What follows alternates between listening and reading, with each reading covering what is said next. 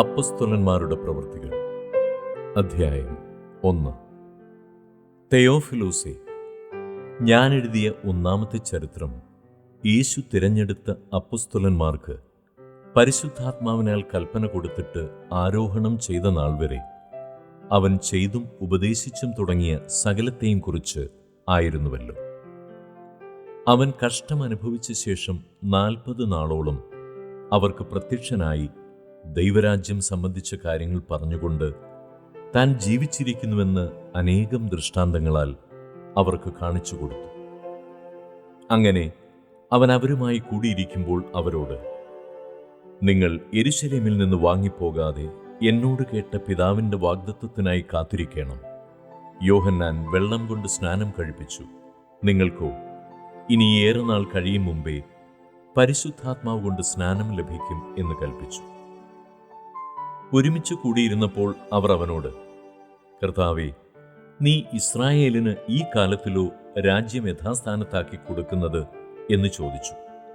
അവൻ അവരോട്, പിതാവ് തൻ്റെ സ്വന്തം അധികാരത്തിൽ വെച്ചിട്ടുള്ള കാലങ്ങളെയോ സമയങ്ങളെയോ അറിയുന്നത് നിങ്ങൾക്കുള്ളതല്ല. എന്നാൽ പരിശുദ്ധാത്മാവ് നിങ്ങളുടെ മേൽ വരുമ്പോൾ നിങ്ങൾ ശക്തി ലഭിച്ചിട്ട് യെരുശലേമിലും യഹൂദിയിൽ എല്ലായിടത്തും ശമര്യയിലും ഭൂമിയുടെ അറ്റത്തോളവും എൻ്റെ സാക്ഷികളാകുമെന്ന് പറഞ്ഞു. ഇത് പറഞ്ഞ ശേഷം അവർ കാണുകെ അവൻ ആരോഹണം ചെയ്തു. ഒരു മേഘം അവനെ മൂടിയിട്ട് അവൻ അവരുടെ കാഴ്ചയ്ക്ക് മറഞ്ഞു. അവൻ പോകുന്നേരം അവർ ആകാശത്തിലേക്ക് ഉറ്റുനോക്കുമ്പോൾ വെള്ളവസ്ത്രം ധരിച്ച 2 പുരുഷന്മാർ അവരുടെ അടുക്കൽ നിന്നു. ഗലീല പുരുഷന്മാരെ, നിങ്ങൾ ആകാശത്തിലേക്ക് നോക്കി നിൽക്കുന്നത് എന്ത്?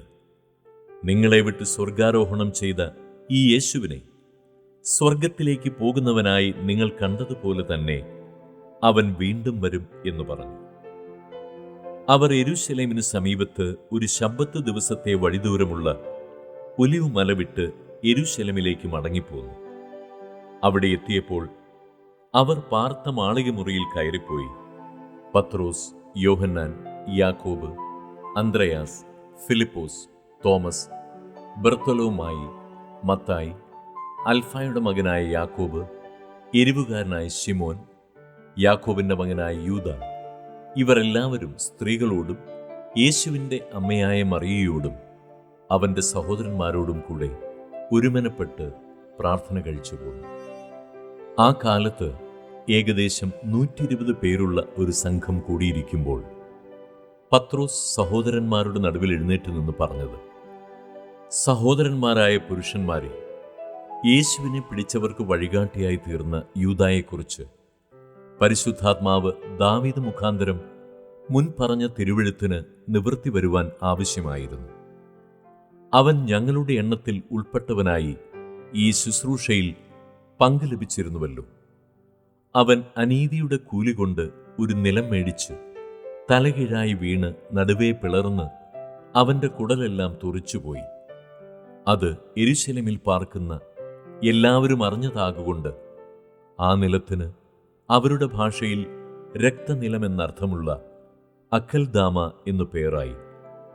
സങ്കീർത്തന പുസ്തകത്തിൽ അവൻ്റെ വാസസ്ഥലം ശൂന്യമായി പോകട്ടെ, അതിൽ ആരും പാർക്കാതിരിക്കട്ടെ എന്നും അവൻ്റെ അധ്യക്ഷസ്ഥാനം മറ്റൊരുത്തിന് ലഭിക്കട്ടെ എന്നും എഴുതിയിരിക്കുന്നു. ആകയാൽ കർത്താവായ യേശു യോഹന്നാന്റെ സ്നാനം മുതൽ നമ്മെ വിട്ട് ആരോഹണം ചെയ്ത നാൾ വരെ നമ്മുടെ ഇടയിൽ സഞ്ചരിച്ചു പോന്ന കാലത്തെല്ലാം ഞങ്ങളോട് കൂടെ നടന്ന പുരുഷന്മാരിൽ ഒരുത്തൻ ഞങ്ങളോട് കൂടെ അവൻ്റെ പുനരുദ്ധാനത്തിന് സാക്ഷിയായി തീരണം.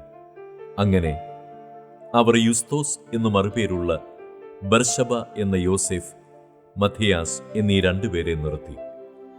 സകല ഹൃദയങ്ങളെയും അറിയുന്ന കർത്താവേ, തൻ്റെ സ്ഥലത്തേക്ക് പോകേണ്ടതിന് യൂദ ഒഴിഞ്ഞുപോയ ഈ ശുശ്രൂഷയുടെയും അപ്പൊസ്തലത്വത്തിൻ്റെയും സ്ഥാനം ലഭിക്കേണ്ടതിന് ഈ 2 ഏവനെ നീ തിരഞ്ഞെടുത്തിരിക്കുന്നു എന്ന് കാണിച്ചു തരണമേ എന്ന് പ്രാർത്ഥിച്ച് അവരുടെ പേർക്ക് ചീട്ടിട്ടു.